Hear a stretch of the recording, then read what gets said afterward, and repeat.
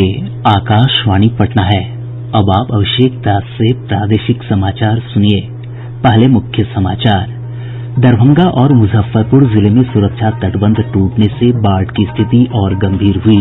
14 जिलों की लगभग 55 लाख की आबादी प्रभावित। प्रदेश में कोविड-19 के 2762 नये मामलों की पुष्टि के साथ ही संक्रमितों की संख्या बढ़कर 57,270 हुई।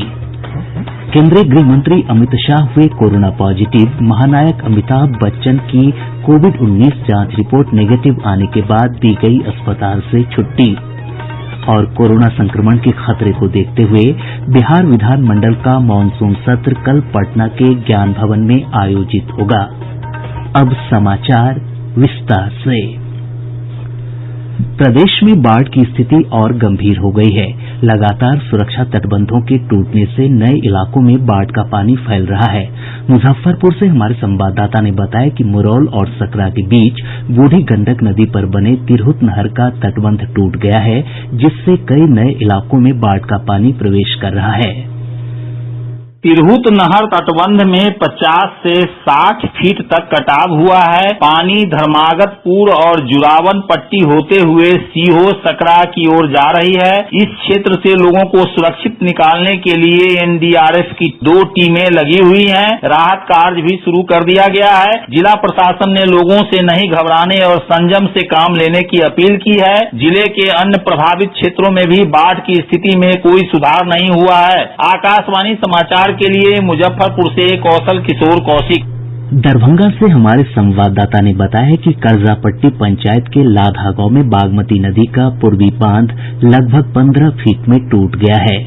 जल संसाधन विभाग के अभियंता स्थानीय लोगों की मदद से टूटे बांध की मरम्मती में लगे हुए हैं। लोगों को ऊंचे स्थानों पर पहुंचाया जा रहा है। वहीं हायाघाट और बहेड़ी प्रखंड के विभिन्न तटबंधों पर पानी का दबाव बढ़ने से रिसाव हो रहा है। दरभंगा शहरी क्षेत्र में भी स्थिति गंभीर बनी हुई है। मुख्य सड़कों पर पानी का बहाव होने से आवागमन प्रभावित हुआ है। आकाशवाणी समाचार के लिए दरभंगा से मैं मणिकांत झा।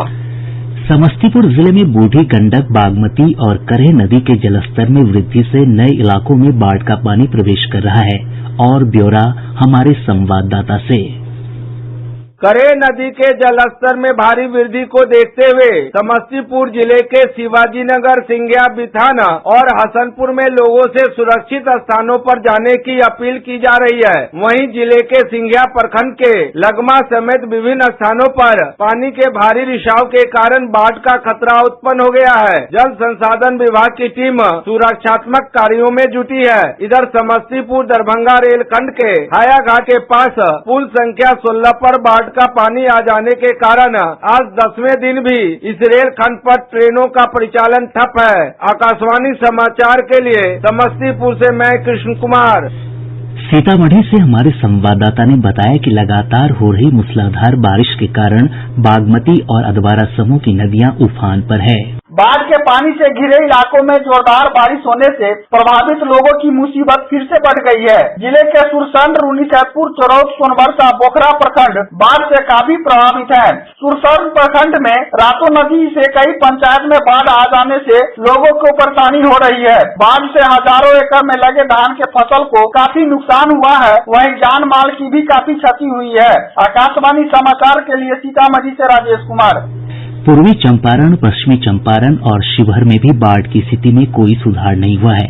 गोपालगंज, सारण और सिवान जिले में भी बाढ़ की स्थिति गंभीर बनी हुई है। अररिया से हमारे संवाददाता ने बताया कि पलासी प्रखंड में बहने वाली रतवा नदी के जलस्तर में वृद्धि के कारण बुद्धि काशावारी गांव में कटाव का खतरा बढ़ गया है। वहीं थाकी बांध के क्षतिग्रस्त हो जाने से कई गांव में बाढ़ का पानी फैल गया है।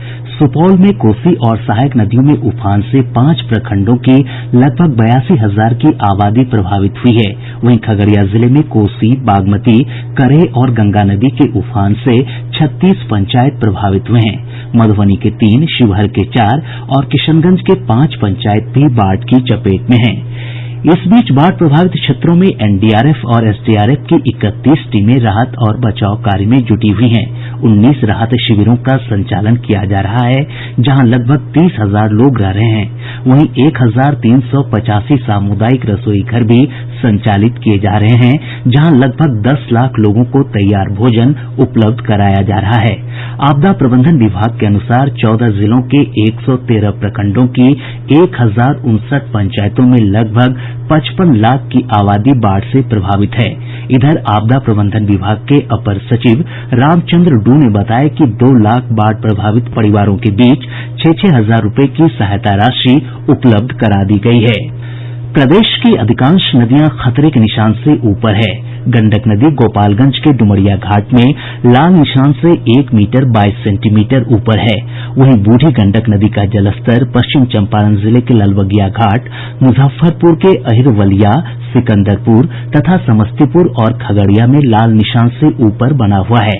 बागमती नदी सीतामढ़ी के ढेंग ब्रिज में लाल निशान से 16 सेंटीमीटर ऊपर चली गई है। वहीं रून्नीसैदपुर में यह लगभग 2 मीटर ऊपर है। बेनीबाद और हायाघाट में भी नदी का जलस्तर खतरे के निशान से ऊपर बना हुआ है। वहीं अधवारा समूह की नदियां सीतामढ़ी में लाल निशान से नीचे है, लेकिन दरभंगा के एकमी घाट में यह 2 मीटर जबकि कमतौल में लगभग 1 मीटर ऊपर बह रही है। इसी तरह कमला बलान मधुबनी के जयनगर और झंझारपुर में तथा कोसी नदी खगड़िया के बलतारा, कटिहार के कुर्सेला और किशनगंज के तैयबपुर में लाल निशान को पार कर गई है। महानंदा नदी किशनगंज के तैयबपुर में, पूर्णिया के ढेंगरा घाट में और कटिहार के झावा में लाल निशान से ऊपर बह रही है। परमान नदी का जलस्तर अररिया में लाल निशान से आधा मीटर ऊपर है। मौसम विभाग ने अगले 24 घंटों के दौरान प्रदेश के उत्तरी और दक्षिणी भाग में कुछ स्थानों पर भारी बारिश की चेतावनी जारी की है। मौसम वैज्ञानिक रविन्द्र कुमार ने बताया कि इस अवधि में वज्रपात की भी आशंका है। आज मानसून की अक्षीय रेखा बिहार के डेहरी तथा झारखंड के जमशेदपुर होते हुए बंगाल की खाड़ी तक जा रही है, जिसके प्रभाव से अगले 24 घंटों में राज्य के कुछ स्थानों पर मेघ गर्जन के साथ बारिश की संभावना है। राज्य के उत्तरी भाग के 1 या 2 स्थानों पर भारी बारिश का भी पूर्वानुमान है। राज्य के दक्षिण भाग के कुछ स्थानों पर मेघ गर्जन के साथ भारी बारिश एवं वज्रपात की भी संभावना है। पिछले 24 घंटों के दौरान सीतामढ़ी के सोनबरसा में सबसे अधिक 12 सेंटीमीटर बारिश रिकॉर्ड की गयी। प्रादेशिक समाचार आप आकाशवाणी पटना से सुन रहे हैं।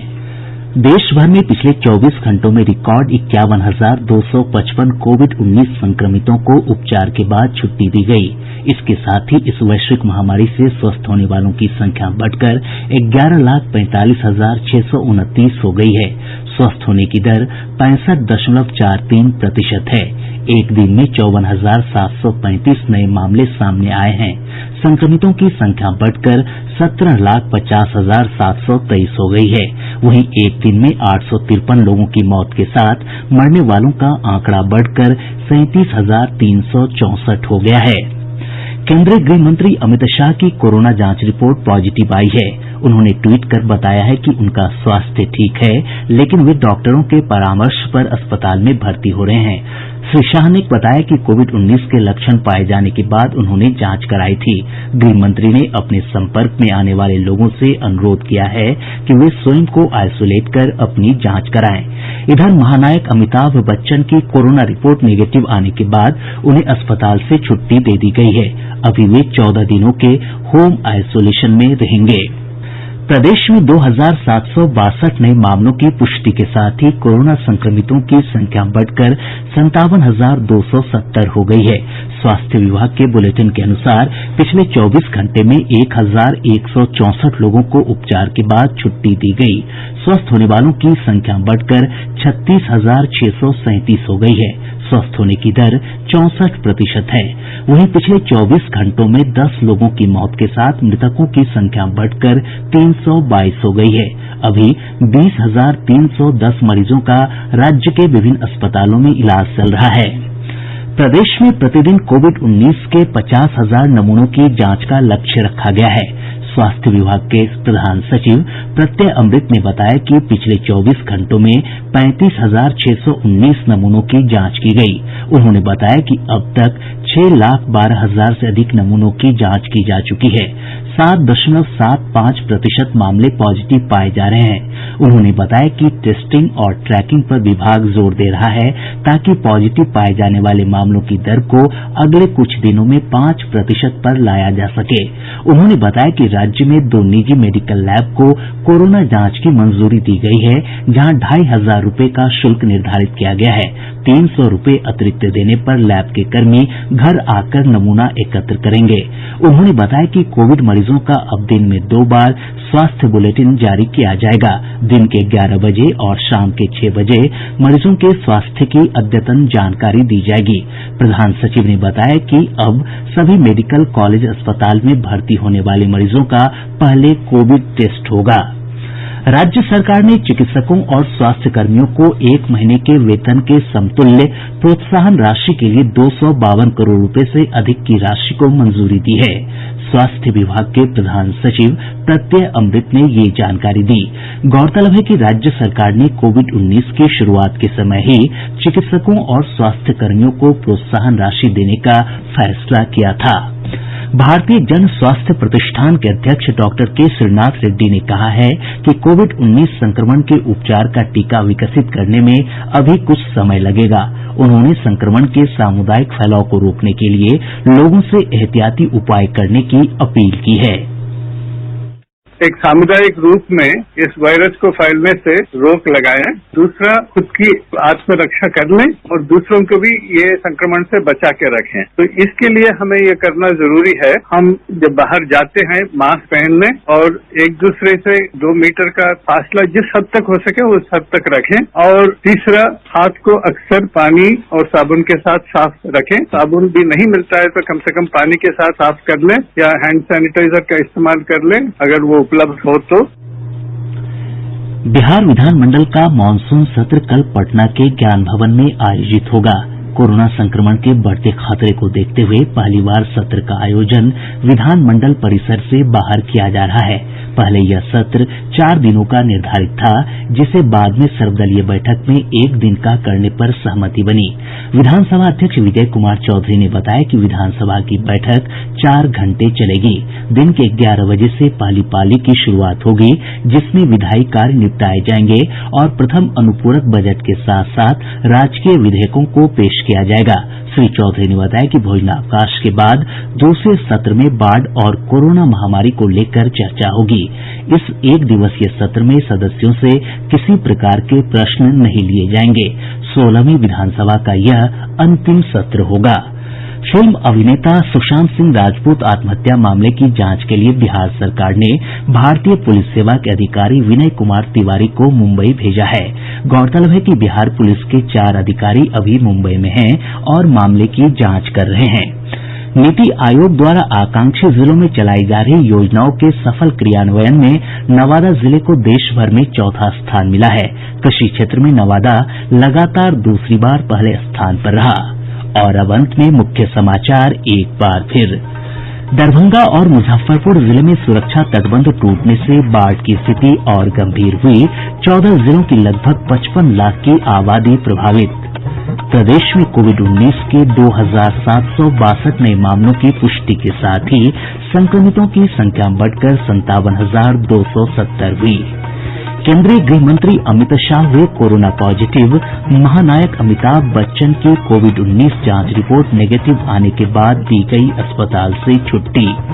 और कोरोना संक्रमण के खतरे को देखते हुए बिहार विधानमंडल का मानसून सत्र कल पटना के ज्ञान भवन में आयोजित होगा।